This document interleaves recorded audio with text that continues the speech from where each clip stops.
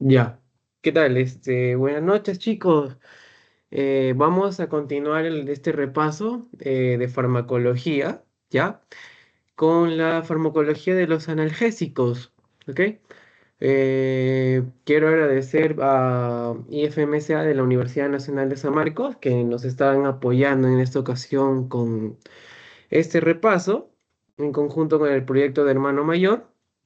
En esta ocasión tenemos al universitario Héctor Álvarez Muniz, que es estudiante de Medicina Humana de sexto año de la Universidad Nacional Mayor de San Marcos, miembro de la Ayudantía de Farmacología y Terapéutica Médica.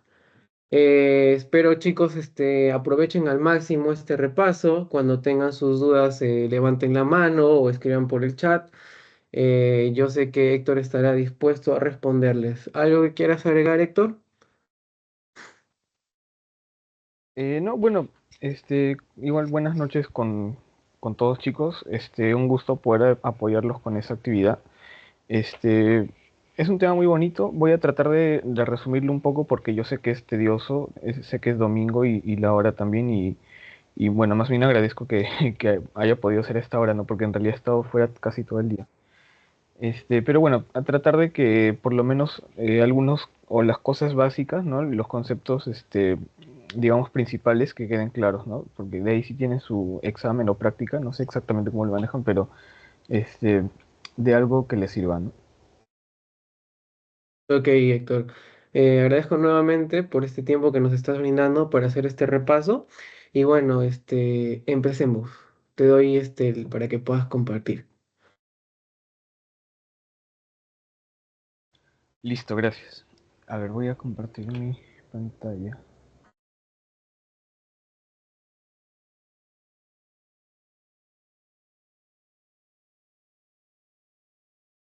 ¿Sí se está viendo?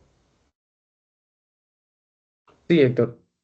Se ve el cuadrito, disculpen, generalmente no uso Teams, pero ¿se ve el cuadrito este de la reunión o se ve directamente toda la presentación?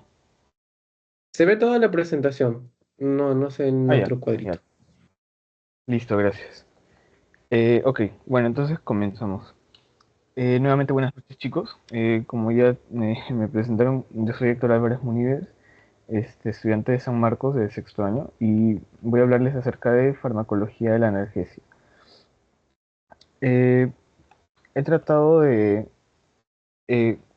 o bueno, he considerado en realidad estos dos grandes grupos, ¿no? Los AINES y los opioides en cuanto al manejo de o bueno, la farmacología de la analgesia, ¿no? Yo sé que hay más cosas. eh, las demás cosas generalmente son menos comunes, entonces por eso es que he considerado AINES y opioides que se usan bastante, incluso hasta en primer nivel, digamos, ¿no? De atención. Entonces, de cada uno, bueno, primero para ver el tema de AINES, hablar de metabolitos del ácido araquidónico y ya hablando propiamente del grupo de AINES, el mecanismo de acción, la clasificación, aplicaciones clínicas y efectos adversos. Lo mismo para los opioides. Y finalmente unas cosas generales acerca del manejo farmacológico del dolor. Listo. Entonces, bueno, empezamos con la parte de AINES y primero hay que entender un poquito cómo funciona o cuál es la base del, del mecanismo de los AINES, ¿no? Todo parte del ácido araquidónico en realidad. Entonces, por ejemplo, aquí tenemos esta gráfica que es la membrana celular. De aquí para abajo tenemos el citosol y para acá la parte extracelular, ¿no? Entonces, en general, vamos a tener una noxa o un estímulo, digamos, dañino que va a ser reconocido por la célula y lo que va a pasar es que se va a activar una serie o un grupo enzimático llamado fosfolipasa A2, ¿no? Entonces, esto lo que va a hacer finalmente es extraer el ácido araquidónico que se encuentra de manera natural en la membrana y va a hacer que ingrese al citosol.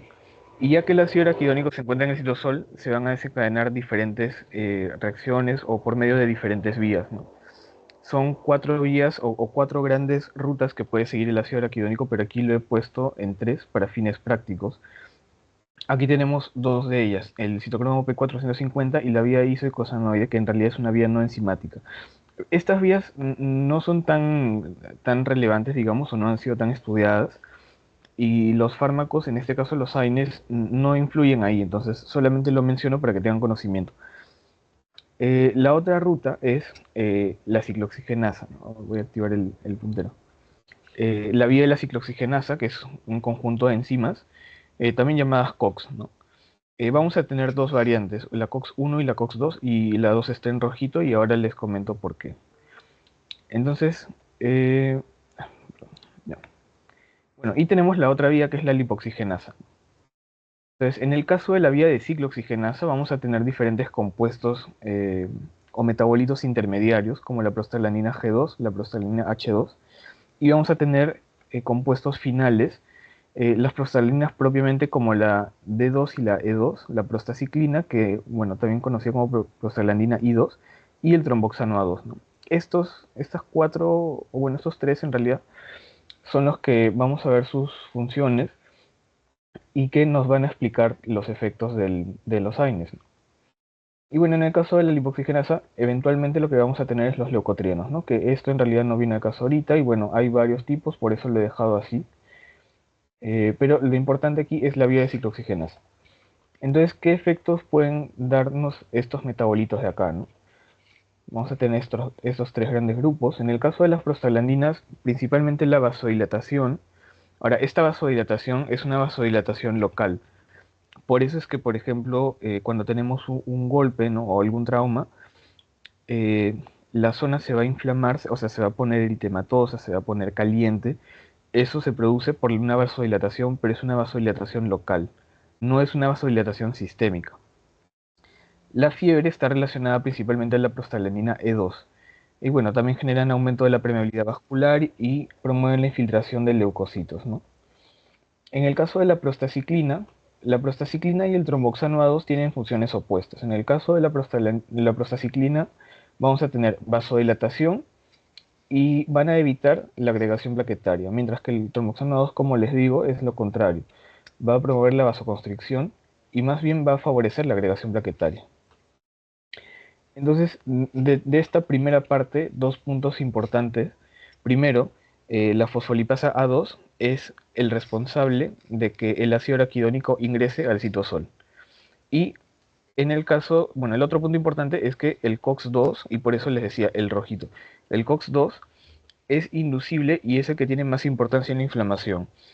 Y esto, bueno, en realidad es general, porque la COX-1, generalmente, no sé si les habrán explicado así, pero generalmente se dice, ¿no? La COX-1 constitutiva, o digamos, por así llamarla, fisiológica, y la COX-2 la de inflamación.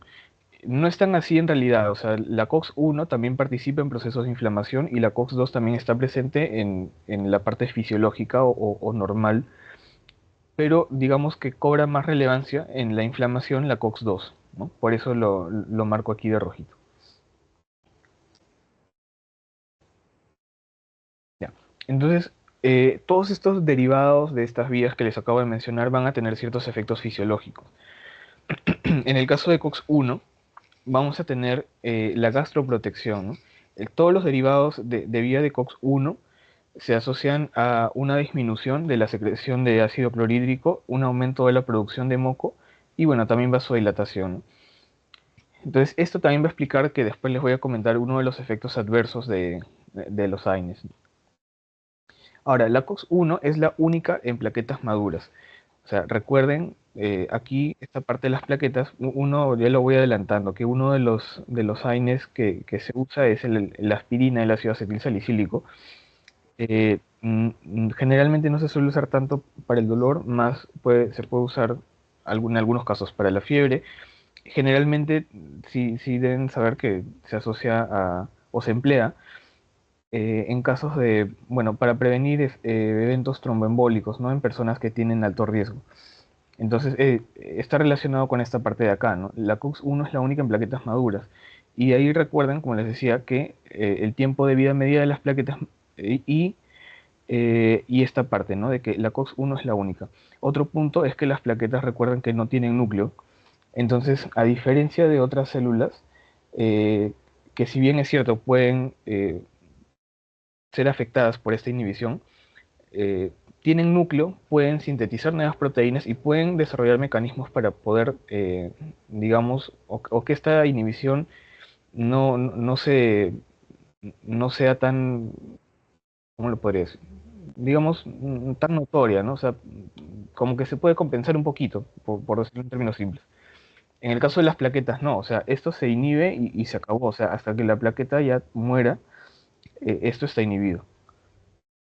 Y en el caso de la COX-2, bueno, vamos a tener vasodilatación local, como les decía, principalmente por acciones autocrinas o paracrinas. Justamente eso es lo que explica que sea una acción local, ¿no? Porque autocrina en la misma célula o paracrina en, digamos, en la zona periférica a las otras células que estén alrededor, ¿no?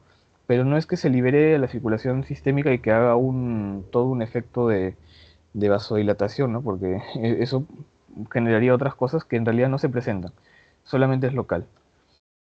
En cuanto al riñón, bueno, esta COX-2 favorece el flujo sanguíneo renal, ¿no? Y la filtración glomerular, ¿no? Justamente por un efecto de vasodilatación. Disminuye la reabsorción de sodio y aumenta la renina, por lo tanto también se asocia a un aumento de o una regulación de la presión arterial. Y voy a mover esto, ya.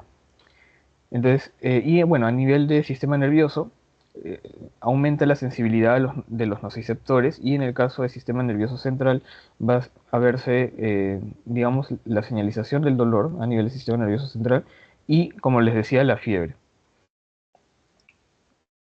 Entonces, eso es lo que ya les iba adelantando en la parte anterior, ¿no? Generalmente se dice COX-1, funciones fisiológicas, COX-2, inflamación. Y recuerden de que no es tan así, no es exhaustivo, no es definitivo, sino que las dos están presentes siempre, pero generalmente la COX-1 está a cargo de la función de lo fisiológico y la COX-2 de la inflamación. Entonces, ¿cuál es el mecanismo de acción de los AINES, no? Eh, en general es la inhibición de la ciclooxigenasa. Ya lo habíamos visto en qué parte era la ciclooxigenasa, a partir del ácido araquidónico ya dentro del citosol va a seguir esta ruta. Y lo que va a pasar es que ya este paso desde ciclooxigenasa del ácido araquidónico por medio de ciclooxigenasa ya no va a generar ni estos metabolitos intermedios y finalmente tampoco va a generarse todo esto. Entonces va a haber una disminución de tromboxano, de prostaciclina, de prostaglandinas. Entonces, en sí lo que va a ser más importante en el caso del dolor, por ejemplo, va a ser la inhibición de las prostaglandinas. Ahora, hay varios tipos de inhibición de la COX, ¿no? Hay inhibición irreversible bueno, la inhibición selectiva. En el caso de la irreversible, está relacionada mucho con la aspirina. La aspirina, el ácido acetil salicílico, tiene una inhibición irreversible y es algo que justamente les estaba comentando hace un ratito, ¿no? Las plaquetas, en las plaquetas, la aspirina va a inhibir la COX-2 para toda la vida media de la plaqueta. Entonces, por ejemplo, si yo requiero suspender el, la aspirina o el ácido salicílico por alguna razón, digamos, no sé, una cirugía o algo, eh, o sea, ¿cómo sabría yo que ya se eliminó el tiempo, o bueno, digamos, ya se eliminó el efecto de la inhibición de COX-1 esperando de 8 a 10 días? Porque de 8 a 10 días es más o menos el tiempo de vida media de la plaqueta. Entonces, pasando 8 a 10 días, ya debe haber habido un recambio de las plaquetas. Por lo tanto, esas plaquetas nuevas, después de la suspensión del tratamiento con aspirina, esas plaquetas nuevas ya no han sido afectadas por esa inhibición de la COX-1 y por lo tanto no tienen ese efecto. Y en el caso de la inhibición selectiva, lo que podemos comentar es que eh, se asociaba mucho los COX, o bueno, los AINES antiguos, que no eran selectivos, o sea, eh, inhibían a la COX-1 y a la COX-2 prácticamente por igual, o sea, a todo, inhibían a todo.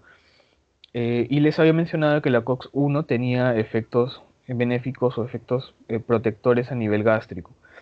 Entonces, esta inhibición de COX-1, o sea, si bien es cierto, eliminaba todas las ciclooxigenasas, o las inhibía, mejor dicho, y por lo tanto ayudaba con el dolor y todo, pero al inhibir la COX-1, estoy más bien favoreciendo que haya secreción de ácido clorhídrico y que disminuya la producción de moco. Y eso puede generar efectos adversos gastrointestinales, como por ejemplo una úlcera, una hemorragia digestiva. Entonces, por eso es que luego se crean estos inhibidores selectivos de COX-2 para evitar los efectos adversos gastrointestinales. Ahora nada es gratis, ¿no? O sea, y se evitó los efectos adversos gastrointestinales de COX-1 al desarrollar estos medicamentos, pero estos están más asociados a otro tipo de efectos adversos, como por ejemplo los cardiovasculares. Entonces hay que tener mucho cuidado también ahí de cómo jugar, digamos, con los fármacos, ¿no? Entonces, bueno, lo que les decía, ¿no? Se crearon porque había poca tolerancia gastrointestinal en el uso crónico de otros AINES, por ejemplo en enfermedades reumatológicas, una artritis reumatoide o algo similar, que requiere un uso prolongado de AINES, hay más probabilidad de que se presenten esos efectos adversos. Entonces, frente a eso se plantea la posibilidad de usar estos inhibidores selectivos. ¿Y qué son los COXIPs? Los van a reconocer porque tienen en su sufijo, tienen un sufijo que termina en coxib, celecoxib, etoricoxib, ¿ya? Y bueno, estas son las cuatro A o las cuatro propiedades de los AINES. Son antiinflamatorios, son analgésicos, perdón, son antipiréticos y son antiagregantes. Ahora, no todos tienen las mismas funciones, por lo menos en la misma medida, ¿no? Por ejemplo, eh, bueno, en realidad eso está un poco en duda, ¿ya? No estoy seguro de cómo les hayan comentado a ustedes. En algunos casos, algunas personas incluyen al paracetamol dentro del grupo de AINES, hay otros que no lo incluyen. Generalmente no se incluye, pero para estudiar el paracetamol se incluye en este grupo, ¿no? Porque justamente su mecanismo es por inhibición de síntesis de prostaglandina. Pero el paracetamol no tiene prácticamente efecto antiinflamatorio. Sí tiene, pero es muy, muy limitado. Es prácticamente nulo. No es nulo, pero es prácticamente nulo. Pero sí ayuda en cuanto a la analgesia y para la fiebre, ¿no? Entonces, o por ejemplo, la aspirina es principalmente antiagregante, pero también se puede usar para la fiebre. Entonces, ahí hay algunas diferencias, pero generalmente tienen que seguir estas propiedades. Ya, entonces, ahora, ¿cómo podríamos clasificar a los AINES? Podría ser por varios criterios, digamos, ¿no? Primero por la naturaleza química de los AINES. Ahora no se asusten con este cuadro gigante. Este cuadro gigante solamente es para tratar de explayar y poner todos o bueno, los principales fármacos de cada grupo. Por ejemplo, dentro del grupo de ácidos, porque vamos a tener ácidos y no ácidos, dentro del grupo de los ácidos vamos a tener la aspirina, dentro de los salicilatos. A los ácidos acéticos los vamos a reconocer porque terminan generalmente en aco, como diclofenaco y ketorolaco. Los ácidos propiónicos que terminan en eno, como ibuprofeno, naproxeno, ketoprofeno. O sea, por eso lo pongo así, porque aquí con estos sufijos ustedes los pueden reconocer. En el caso de ácidos enólicos, meloxicam y piroxicam, ¿no? Acá tienen el sufijo de los oxicam. Este grupo también es relativamente nuevo, o sea, se desarrolló después de estos de acá, ¿no? Y bueno, los diaril heterocíclicos, son en realidad los COXIPs, ¿no? Lo que les había mencionado, que son selectivos para COX-2, el celecoxib y etoricoxib. El celecoxib es el que está aprobado, digamos, por lo menos en Estados Unidos está aprobado para su uso. En Estados Unidos el etoricoxib no está aprobado, pero en el Perú se usa. Justamente tenemos principalmente estos dos, ¿no? Acá, por eso es que lo he incluido. Y bueno, en el caso de los AINES no ácidos, vamos a tener los paraminofenoles como el paracetamol. Como les digo, no estoy diciendo de que sea un AINE, sino que lo estoy incluyendo acá porque comparten mecanismo y de todos modos se revisan acá. Entonces, por ahí lo pongo. Y bueno, las pirazonulas como el metamizol, a veces lo incluyen dentro de los ácidos, así que un poquito de cuidado. No creo que generalmente no se pregunta eso, pero más bien las aplicaciones y todo lo demás, pero sí para que reconozcan los grupos por los sufijos. Y en el caso de esto, del metamizol, es un AINE potente, ¿no? Se usa, generalmente no se usa de inicio, sino que se intenta con otros AINES eh, más suaves, digamos. Es muy bueno para cortar la fiebre y tal, ¿no?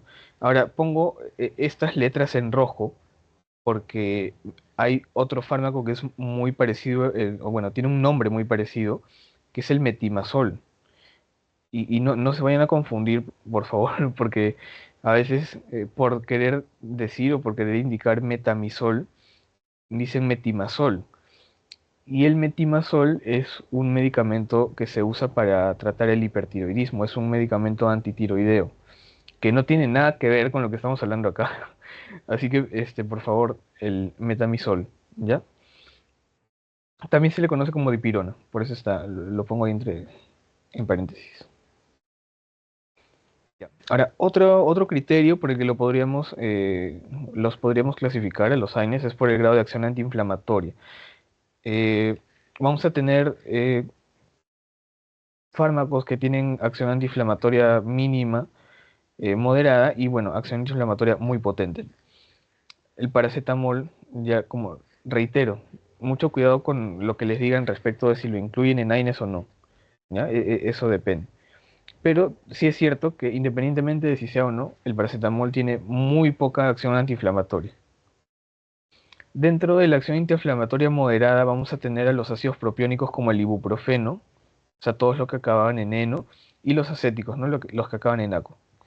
Y dentro de los potentes, los que vamos a tener son los salicilatos como la aspirina y el metamizol. Y otra forma de clasificarlos y que también es importante es el tiempo de vida medio. Vamos a tener tiempos de vida media cortos, medios y largos, y esto es importante porque de eso va a depender también cómo se administre, ¿no?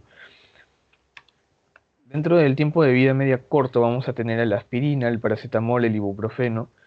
En el tiempo de vida medio tenemos el naproxeno, el metamizol, y en tiempo de vida media largo vamos a tener a los coxips y a los oxicams.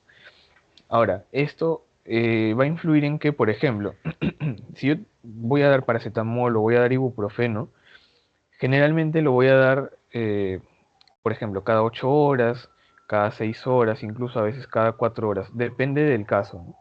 Depende del caso y depende de la dosis.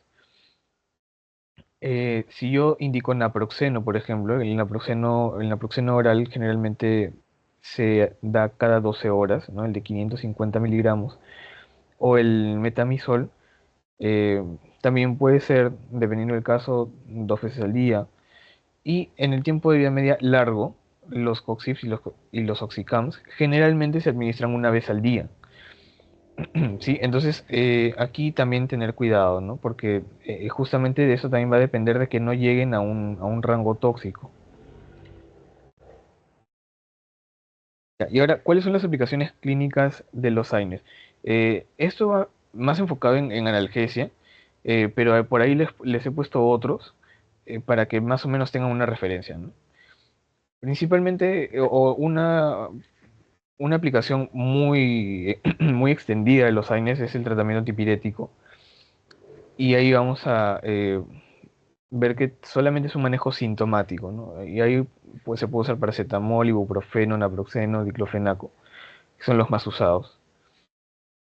Ahora, para parte de la analgesia, y me pareció ver por ahí de que en su cronograma de clases, eh, sí reparten un poquito el tema, por ejemplo, en reumato, lo ponen, o sea, hablan específicamente de fármacos modificadores de enfermedad, ¿ya? Y eso es importante porque los AINES o en general estos analgésicos no son modificadores de enfermedad, o sea, solamente van a ayudar a controlar el síntoma. Por ejemplo, en el caso de una artritis reumatoide, ¿no? No, o en el caso de una espondilitis anquilosante, tienen, son enfermedades reumatológicas que tienen mecanismos autoinmunes de fondo. Entonces, los AINES no le van a hacer nada a la parte inmune, solamente van a controlar el tema del dolor. Ahora, ese es un punto importante también. En general, los AINES y bueno, también los opioides, pero los AINES se emplean para los dolores nociceptivos, ¿no? Inflamatorios, porque si yo tengo un dolor neuropático, el AINE probablemente no haga nada. Y eso es la otra parte también de la analgesia, pero que no se suele usar tanto, generalmente tampoco se ve tan extendido. Y ahí se usan otros fármacos, ¿no? Como la pregabalina, la gabapentina, que se usan, por ejemplo, si yo tengo un paciente con diabetes mellitus y ya tiene una neuropatía, el dolor que se produce no es propiamente por una inflamación, no por una noxa que podría ser en una persona sana, un trauma, o en estos casos, ¿no? de enfermedades reumatológicas, sino que es un daño al mismo nervio. Entonces ahí no van a hacer efecto porque ese dolor no está mediado por prostaglandinas propiamente, sino que tiene otros mecanismos. Entonces ahí hay otros, ¿no? Como les decía, principalmente pregabalina y gabapentina. Pero en el caso de AINES, para dolores nociceptivos inflamatorios. Entonces aquí podemos usar prácticamente todos los que les he mencionado. Generalmente la aspirina no, pero paracetamol de inicio porque es prácticamente el más suave. Ibuprofeno, naproxeno, diclofenaco y los oxicams y los coxips, ¿no? Entonces, esto lo puedo usar para varias cosas, ¿no? Para artritis reumatoide, el lupus, que también va a generar, tiene manifestaciones articulares, espondilitis anquilosante. Obviamente, aparte de cosas, digamos, valga la redundancia, obvias, que es, por ejemplo, en el manejo de un trauma, ¿no? Viene un niño que se cayó y ya, le limpias la herida, lo curas todo, pero puedes ahí darle algo que lo apoye para manejar el dolor, ¿no? Obviamente en esos casos en los que se requiere evidentemente manejar el dolor, ahí se puede usar. Pero otras indicaciones particulares son estas, ¿no? Las reumatológicas, después de una cirugía, también se pueden emplear estos AINES. Y otra observación es que se emplean para el dolor menstrual. Algo que se solía comentar es que los AINES no son eficaces para el dolor producido por vísceras huecas, ¿no? Digamos dolor tipo cólico. Entonces, por ejemplo, no sé si conocen este medicamento que es la buscapina. Bueno, el nombre comercial es la buscapina, pero en realidad es iosina, ¿no? Entonces, ese sí ayuda a dolores de vísceras huecas, justamente porque es antiespasmódico. Pero en el caso del dolor menstrual, el útero también es una víscera hueca. Lo que pasa es que el dolor menstrual está mediado por prostaglandinas también. Entonces, como tiene esa parte de prostaglandinas, los AINES sí van a poder ayudar en el dolor, en este caso el dolor menstrual. Esa es la explicación. Ahora, también se usan para cardioprotección principalmente la aspirina, ¿no? Y esto es por supresión básicamente de la síntesis de tromboxano. Un punto importante, que no viene tanto al tema, pero igual lo comento, es que solamente se emplea en pacientes de alto riesgo. Porque si bien es cierto que esto va a evitar la formación de trombos, ¿no? Va a evitar los eventos tromboembólicos, en una persona que no tenga alto riesgo, esto se compensa un poco más o se equipara un poco más con un posible riesgo de hemorragia, justamente por esa alteración de la hemostasia que va a haber. Entonces, solamente en pacientes de alto riesgo, como es por ejemplo un paciente que haya tenido un infarto de miocardio, fue tratado y lo demás, pero ya tiene un factor de riesgo que es haber tenido ese evento para poder tener otro en algún momento. Entonces ahí sí se emplea, pero en un paciente sano no tiene sentido que yo indique una profilaxis con aspirina, porque se va a equiparar el riesgo y en realidad no valdría la pena, solamente en estos casos. Y no combinarlo con otros AINES, ¿no? Porque al administrar otros AINES compiten con el sitio de acción, ¿no? Entonces, puede competir otro fármaco con un sitio de acción y, por ejemplo, en las plaquetas, eh, pueden competir otros AINES que tengan inhibición reversible. Entonces, si tienen inhibición reversible, no voy a tener el efecto esperado a nivel de la hemostasia.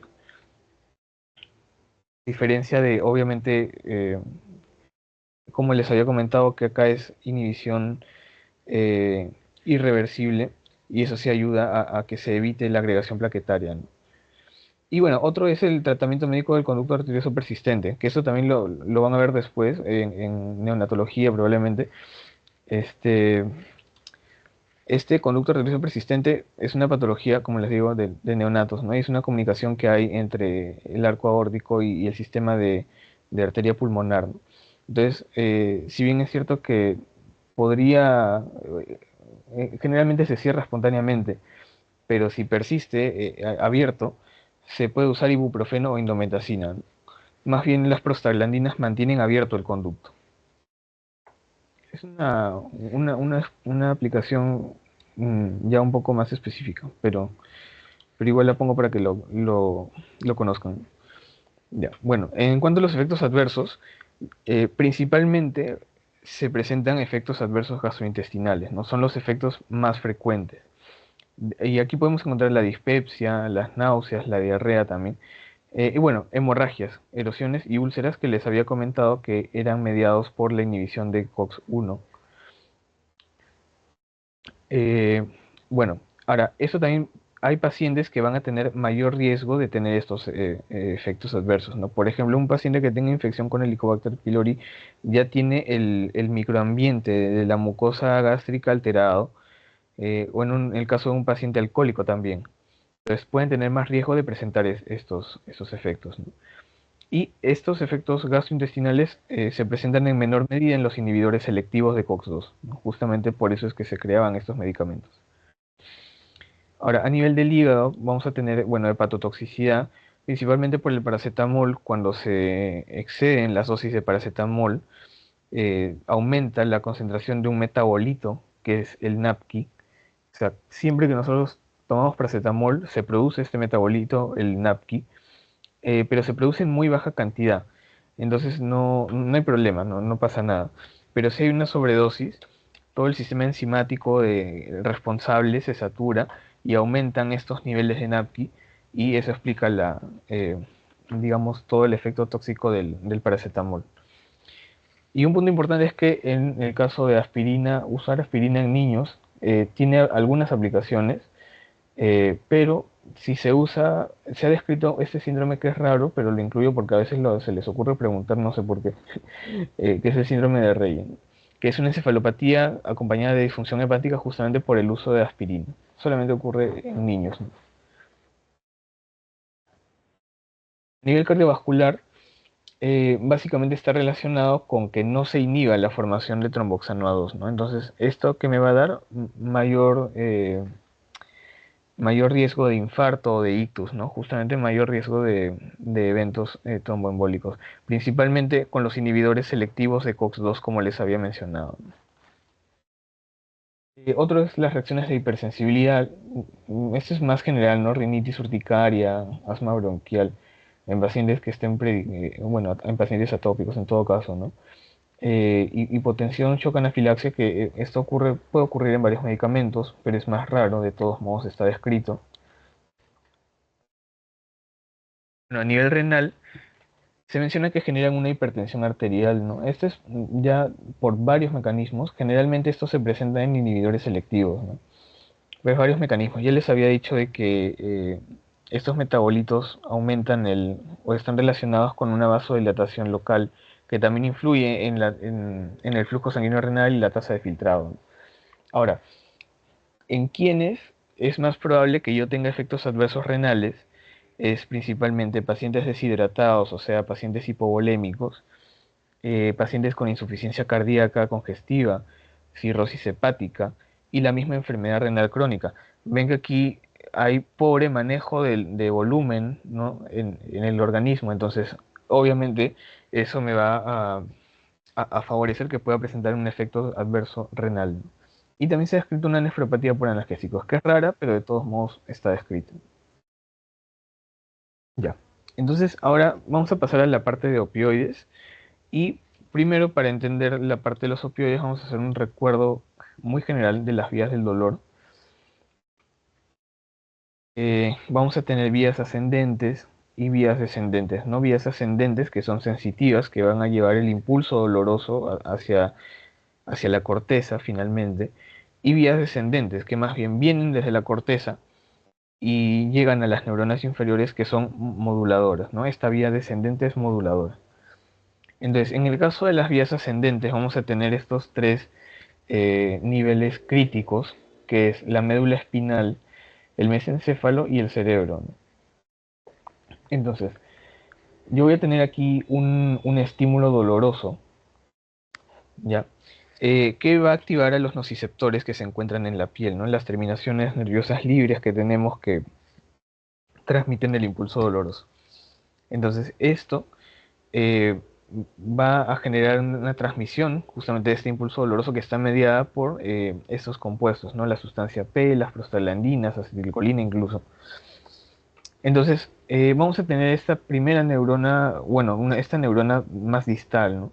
Que recibe este estímulo. Acá tenemos el cuerpo neuronal en el ganglio y esta neurona va a hacer sinapsis con la siguiente neurona que se encuentra en el asta anterior de la médula, perdón, en el asta posterior de la médula espinal, porque recuerden que aquí se encuentra la sustancia gris, ¿no? Y la sustancia gris se encuentra en los cuerpos neuronales, entonces va a hacer la sinapsis en el asta posterior. Recuerden que esta vía se decusa a nivel de la médula espinal por delante del conducto del epéndido.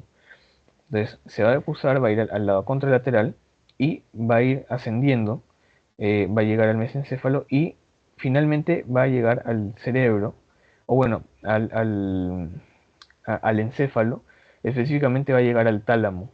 El tálamo es un centro integrador que va a recibir estas señales, ¿no? Toda esta vía hasta acá se conoce como tracto espinotalámico, ¿no? Hay dos, o he considerado dos, el lateral y el anterior, que en realidad sí se menciona que tienen funciones particulares, tienen algunas diferencias, pero ambas son tracto espinotalámico, entonces participan las dos en la transmisión del impulso. Entonces estas vías llegan al tálamo y del tálamo va a salir otra neurona que va a conectar ya con la corteza y bueno, con otros lugares, ¿no? Justamente si ya llega a corteza y a otras áreas, eh, no solamente se va a percibir el dolor, sino que también como todo está integrado, eh, se puede agregar, por ejemplo, un componente emocional al dolor. Por eso es que pacientes que tienen dolor crónico, por ejemplo, pacientes con cáncer, están expuestos a sensaciones dolorosas durante mucho tiempo y son sensaciones, o sea, es un dolor muy intenso. eh, Se relaciona incluso, por ejemplo, con la depresión. Entonces, en estos pacientes, en muchos casos, se utiliza también antidepresivos, antidepresivos para el manejo del dolor. Entonces, recuerden que el dolor es más complejo, ¿no? Involucra varias cosas. Y bueno, para ir ya a la parte de la vía descendente, eh, vamos a tener estos niveles de aquí, ¿no? Eh, ya.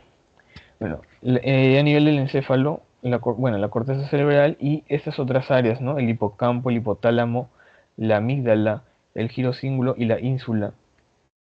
Y a partir de estos lugares van a salir otras neuronas, ¿no? Otras neuronas que van a más bien transmitir los impulsos hacia abajo. Ahora, a diferencia de la vía sensitiva o de la vía ascendente que estaba relacionada con la sustancia P, prostaglandinas, aquí vamos a tener otros compuestos como la serotonina, la norepinefrina y encefalinas. Entonces van a llegar a la sustancia gris periacolectal. Esta neurona, el axón de esta neurona va a llegar a este nivel y ahí va a hacer sinapsis con otra neurona. Esta otra neurona llega al bulbo raquídeo, específicamente en la médula ventromedial rostral. Y aquí hace una nueva sinapsis y ya pueden ver de que esta última neurona llega, acá está el cuerpo neuronal y acá llega al nivel de la médula espinal, estos, bueno, la parte terminal, ¿no? Entonces esto va a ser sinapsis con la neurona que estaba aquí. Entonces esta neurona está recibiendo información del estímulo doloroso, pero por otra parte también está haciendo sinapsis con esta neurona que viene de acá, que viene con impulsos moduladores mediados justamente por serotonina, norepinefrina y encefalinas. Entonces así es como más o menos se procesa el dolor. Vamos a tener esto que va a ser la transmisión del impulso propiamente, pero también esta vía moduladora que es importante.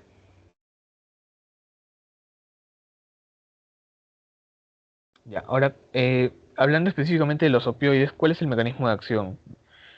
Eh, Vamos a tener varios sistemas de receptores, en este caso acoplados a proteínas GI, para este caso GI.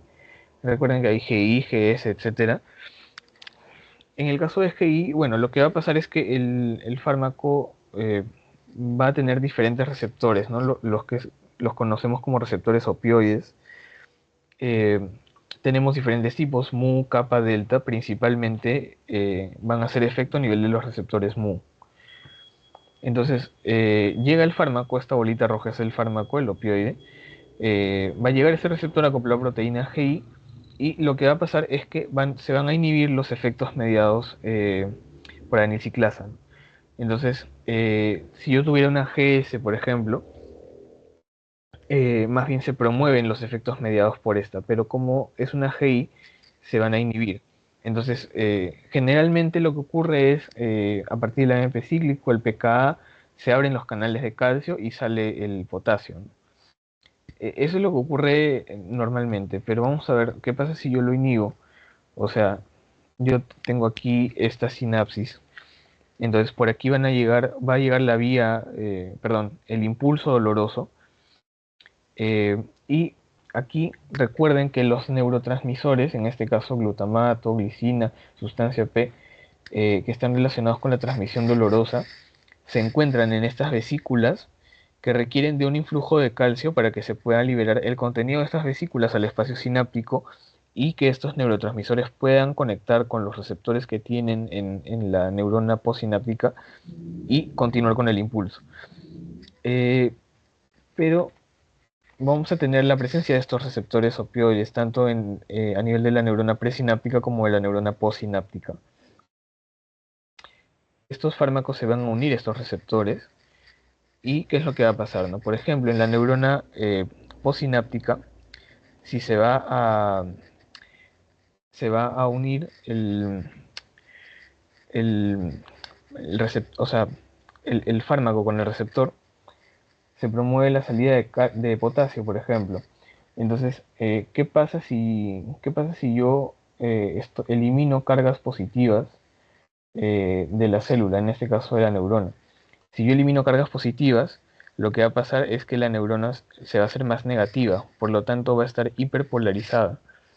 Entonces recuerden que para que se transmita un impulso, primero está la neurona hiperpolarizada o polarizada simplemente, luego se va a despolarizar y luego se repolariza. En este caso, si yo elimino cargas positivas, esta parte se va a hacer más negativa. Entonces, como va a ser más negativa, requeriría de un impulso mayor para poder despolarizarse, para poder llegar al umbral y despolarizarse. Pero como está ya hiperpolarizada y es el mismo impulso, va a hacer que esta neurona sea menos sensible a la transmisión de ese impulso. Entonces, lo que va a pasar es que simplemente se entorpece la transmisión del impulso.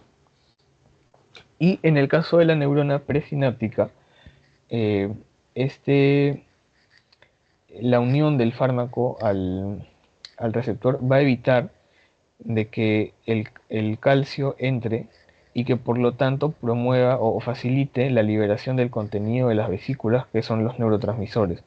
Entonces, si yo corto la entrada de calcio, estas vesículas no se liberan porque requieren que entre calcio. Si no se liberan las vesículas, no se transmite, o bueno, no salen los neurotransmisores al espacio sináptico y por lo tanto no hay transmisión de ese impulso.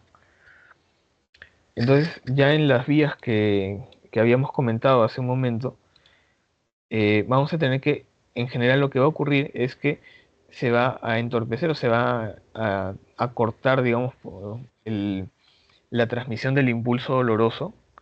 Y se ha descrito también de que se favorece por medio de otros mecanismos secundarios también, pero se favorece la transmisión de la vía moduladora, que también en este caso ayudaría con el manejo del dolor. Entonces, lo que podemos decir finalmente es que estos fármacos se unen al receptor, como ya les decía, opioides mu kappa delta, y modulan la transmisión del impulso doloroso. ¿Por qué? Porque deprimen la transmisión en las vías ascendentes y promueven la transmisión del impulso de las vías moduladoras. Ese es el mecanismo de los opioides en cuanto al dolor. Ahora, ¿cómo puedo yo clasificar a los opioides? Puede ser por el tipo de acción farmacológica. Y esta parte sí es un poquito pesada, pero de todos modos lo pongo para que lo conozcan y esto también explica algunas cosas, ¿no? Vamos a tener los agonistas puros, que es lo que principalmente se emplea, ¿ya? Fundamentalmente estos agonistas puros se unen a un solo receptor, que generalmente es el mu, y tienen una muy buena eficacia para el manejo del dolor. Y aquí tenemos varios, ¿no? La morfina, petidina, metadona, fentanilo, oxicodona, codeína, tramadol, loperamida. Bueno, la loperamida, su aplicación no es el dolor, pero de todos modos es un agonista puro.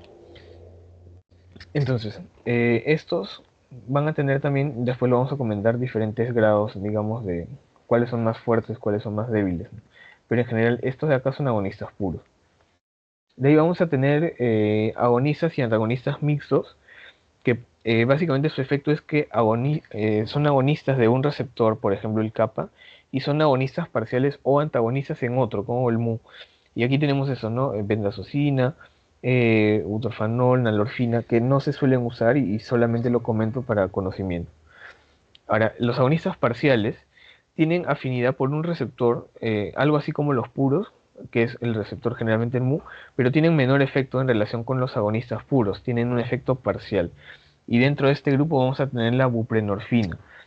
Ahora la buprenorfina la pongo así porque tiene una aplicación que es el manejo del síndrome de abstinencia de opioides.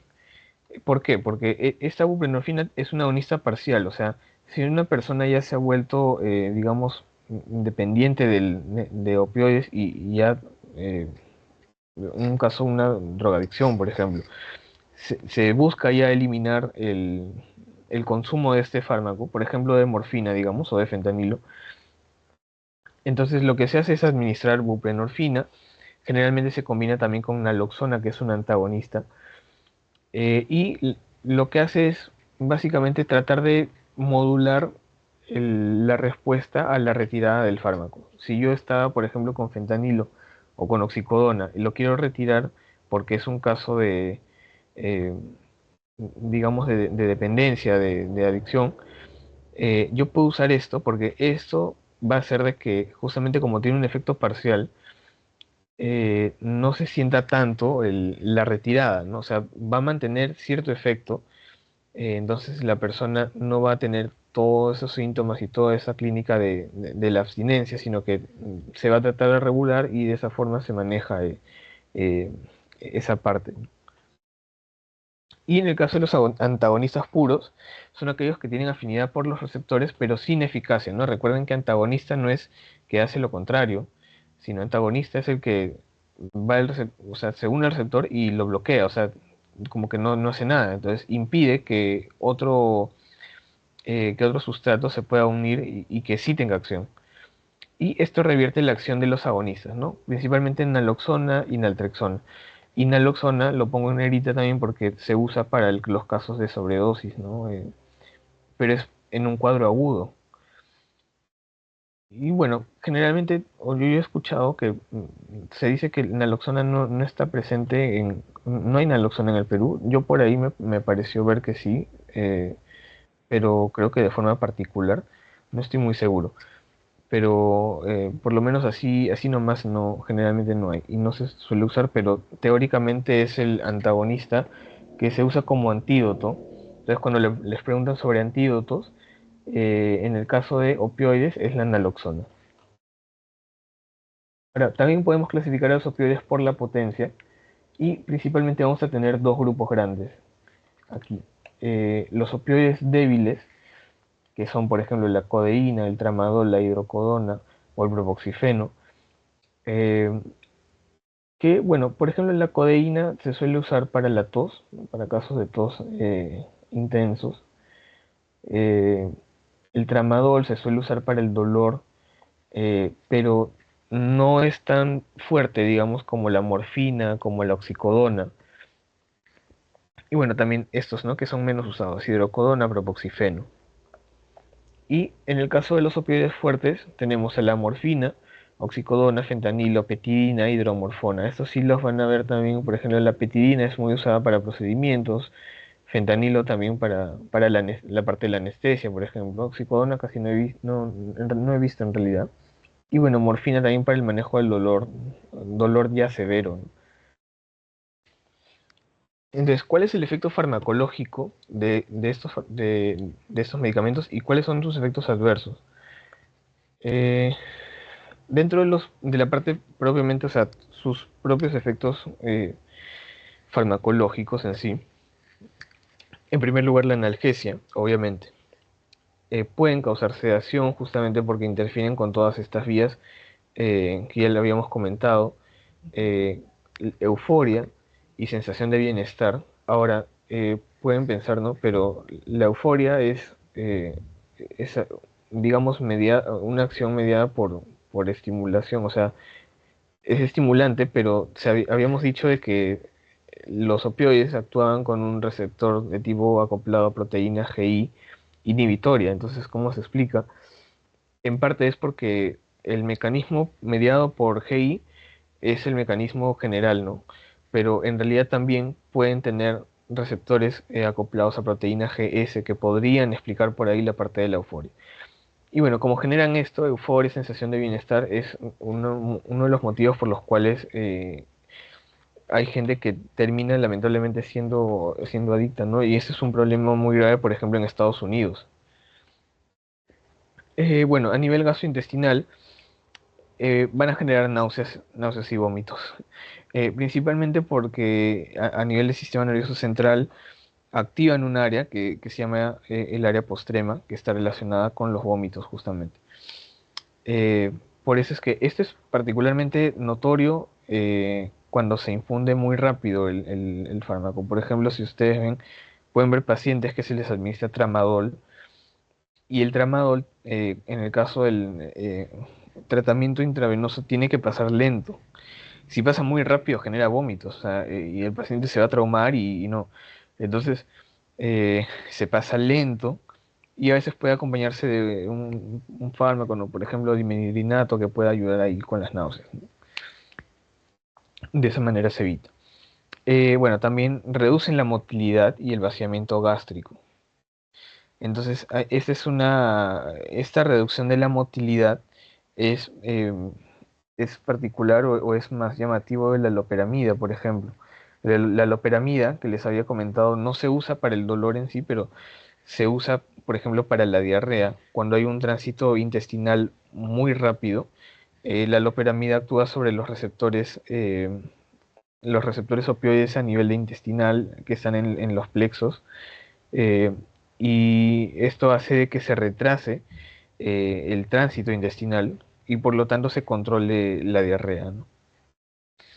En cuanto a la parte cardiovascular, tenemos vasodilatación mediada por histamina. Se ha encontrado de que los opioides pueden generar liberación de histamina.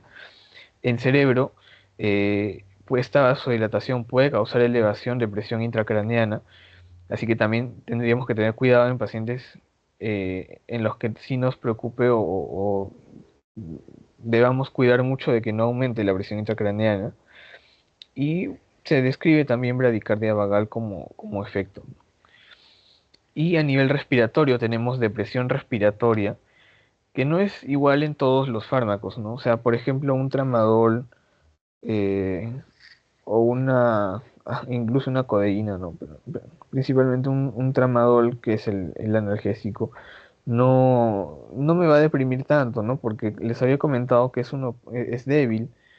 Entonces, a diferencia de una morfina, por ejemplo, o de un fentanilo, que sí podrían asociarse a una depresión respiratoria que sea notable. Eh, bueno, también se asocia esto a menor sensibilidad al dióxido de carbono, a hipoxia y bradimia también.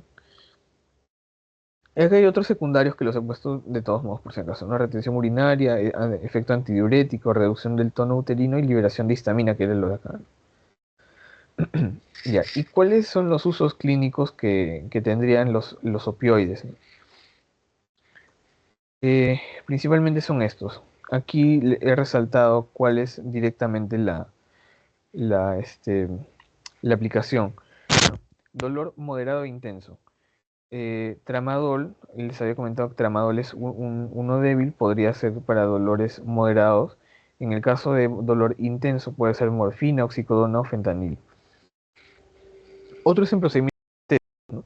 Durante la inducción de la anestesia, antiguamente cuando no se usaba esto de la anestesia combinada, ¿no? Que se usa un anestésico inhalatorio con uno endovenoso, y jugabas ahí. Ahorita se usan esquemas un poco más complejos de anestesia, pero antes como se hacía así directamente, hay una fase de la anestesia en la que hay una excitación. O sea, el paciente no es que le administras la anestesia y se duerme de frente. Le administras, inicialmente hay una excitación, o sea, el paciente se pone ansioso, como que no, o sea, lucha un poco, y esa es una fase muy corta, y luego ya recién viene el efecto propiamente anestésico, y el paciente se relaja y ya queda inconsciente. Esto se previene ya con el uso de estos analgésicos, como por ejemplo el fentanilo y el remifentanilo, que son los más usados para esta parte, ¿no? Igual depende esto del esquema de anestesia que se use en la cirugía. Y bueno, como adyuvantes durante la anestesia, ¿no? Para el manejo de tos, dextrometorfano, que también es derivado opioide, y codeína. Ahora, estos dos tienen mínimo potencial de dependencia cuando se usan en una dosis normal, como los formulados en jarabes para la tos, ¿no? Siempre y cuando se consum- o sea, se administren según la indicación. Ahora, para el manejo de la diarrea, les había comentado ahí la loperamida, porque tiene los receptores en el tejido nervioso intestinal, y el manejo de la dependencia por otros opioides y la sobredosis aguda, esos dos. Mucho cuidado con esto. Acá, dependencia por otros opioides puede ser manejada con metadona o buprenorfina. Metadona también se describe, podrían ser estos dos, ¿no? Pero metadona sí es un agonista puro. Entonces, generalmente se usan esquemas combinados de buprenorfina con naloxona. Y la naloxona en sí es el antídoto, o sea, se usa para una sobredosis aguda por opioides.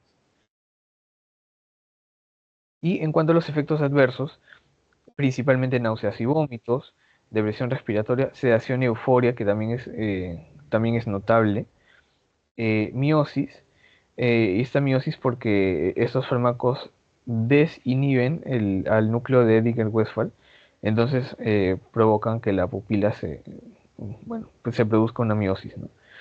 Y somnolencia también en algunos casos. Ahora, esta parte es ya muy, muy general. ¿Cómo es el manejo farmacológico del dolor? Porque, bueno, entiendo que esto también es un repaso flash, ¿no? O sea, ya tuvieron su clase completa. Eh, Recuerden que pueden usar diferentes escalas para poder evaluar el dolor en un paciente. Aquí tenemos escalas analógicas, escalas con descriptores con palabras, escala gráfica, escalas verbales o escalas funcionales. Incluso para niños, por ejemplo, hay una escala frutal, que es como que le preguntas, o sea, mm, le pones varias frutas, una foto de varias frutas y le dices como que de qué tamaño es el dolor, algo así, ¿no? O sea, también se emplea, hay varias formas, o sea, pero por eso lo comento, porque es necesario también ver en qué casos eh, uso cuál, ¿no? O sea, por ejemplo, esta escala gráfica puede ser más práctica, porque esto también se acompaña incluso de colores, entonces el paciente dice, no, me duele así como este de acá, casi, casi al insoportable. No es insoportable, pero es muy fuerte, o está por acá, entonces ya más o menos uno se va dando cuenta del grado del dolor que hay. Entonces, esto es solamente para mencionarlo de que tengan en cuenta cuáles se pueden usar, ¿no? O sea, tienen toda esta gama para poder usarlo y ver, ver en qué casos, o sea, con qué paciente usar cada uno, y también para lo que le convenga, o sea, bueno, lo que nos convenga a nosotros en términos de cuánto o cómo nos ayuda esa escala para poder evaluar el dolor y por lo tanto decidir un manejo. Bueno, hay una escala analgésica de la OMS que es para el manejo farmacológico del dolor. Y vamos a tener 4 escalones que este manejo va a depender del grado del dolor, ¿no? En el primer escalón, que corresponde al dolor leve, vamos a tener analgésicos no opiáceos que pueden acompañarse o no de coadyuvantes, ¿no? O sea, analgésicos no opiáceos, por ejemplo, AINES. Podemos iniciar con bueno, eh, fuera lo de AINES, podemos iniciar con un paracetamol. No se puede controlar con paracetamol. Ahora, si iniciamos con AINES, ¿no? Ibuprofeno, naproxeno, diclofenaco, no llegamos a los opiáceos. Y un coadyuvante, ¿no? O sea, por ejemplo, si fuese por un trauma, la aplicación de, compresas frías, ¿no? Todo ello que también ayuda al control del dolor. Entonces, eso es lo que les mencionaba, ¿no? Podemos usar paracetamol, metamizol y AINES. Lo pongo aparte porque a veces el metamizol, así como el paracetamol, no se considera un AINE. Entonces, igual cuidado ahí, como les digo, depende ya específicamente de cómo lo mencioné en su clase. En el segundo escalón tenemos el dolor moderado, que aquí sí podemos usar opioides, pero opioides débiles, que pueden acompañarse o no de fármacos no opioides, como los AINES, y también se acompañan de coadyuvantes. Entonces, aquí puedo usar, por ejemplo, codeína o tramadol, que son opioides débiles. O sea, aquí no me mando con una morfina. Ahora, bueno, puede acompañarse o no de AINES, ¿no? Por ejemplo, uno de estos de acá. El tercer escalón es el dolor intenso, y aquí ya puedo usar los opioides fuertes, puedo asociarlo o no con no opioides y también puedo asociarlo o no con coadyuvantes, ¿no? En el caso de los opioides fuertes, ahí sí ya voy a tener estos, ¿no? Morfina, oxicodona, fentanilo, metadona. Entonces, aquí van viendo más o menos cómo es que yo escojo o sea, cuál usar, ¿no? Y en el cuarto escalón está el dolor intenso, también es dolor intenso, pero ya, digamos, no se controla con nada. Ya es digamos, por así llamarlo, refractario, no se puede. Ya. Entonces, aquí ya voy a utilizar técnicas incluso invasivas como la neuromodulación, y se puede acompañar de coadyuvantes, ¿no? Eso ya no corresponde tanto a un manejo farmacológico, principalmente los de acá, pero tengan en cuenta ahí cuáles son las opciones, ¿no? Primero se inicia con no opiáceos, simplemente con algún coadyuvante. Luego opioides débiles, que ahí sí los puedo acompañar o no con algún AINE, por ejemplo.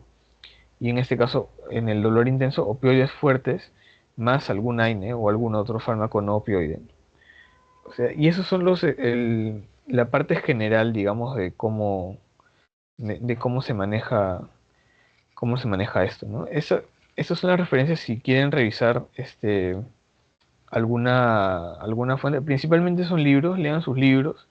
Este, Si no, también chequense el librito de farmacología de serie RT, que es un librito chiquito, no sé si lo tengan o no sé si lo conozcan, pero es muy bueno también. Eh, y bueno, si quieren ahí revisarlo, ¿no? Bueno, chicos, eso sería todo. Muchas gracias. No sé si alguien tenga alguna pregunta por ahí, la ponen en el chat o hablan, no sé. Este, y bueno, síganos, ¿no? En redes. Ahí están nuestros datos para que nos sigan.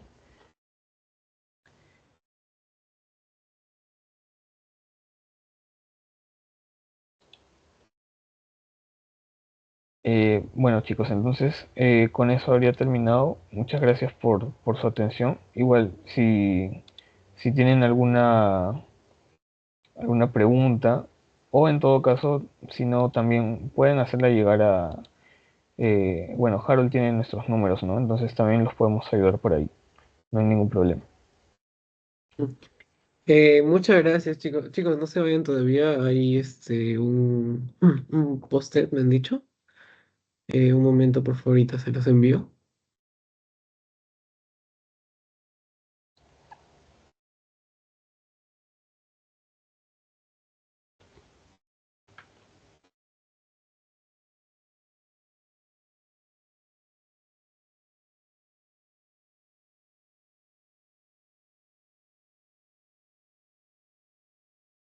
¿Me confirman si lo pueden abrir?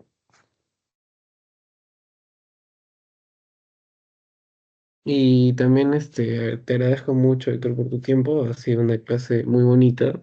Yo también me he quedado enganchado en en la clase.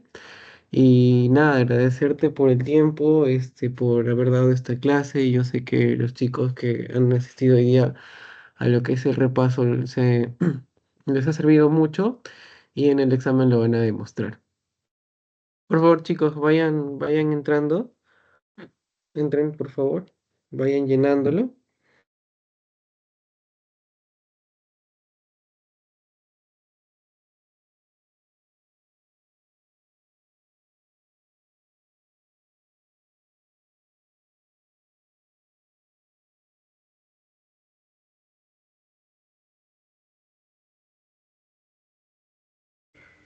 Listo, chicos, muchas gracias a ustedes también. Entonces, ¿me quedo aquí o ya simplemente terminan el forum? Depende de ti, Héctor. Igual yo voy a estar aquí Ya, un momento más hasta que todos terminen y luego ya damos por finalizado, pues, ¿no? ya. En todo caso, sí, Igual sí te me agradezco retiro mucho. porque tengo tengo más cosas lamentablemente. Estudian chicos, por favor, para Sí, que no estén apretados en los últimos años. sí, igual muchas gracias, Héctor. Ya, listo. Bueno, fue un gusto chicos, que les vaya muy bien, mucha suerte. Hasta luego.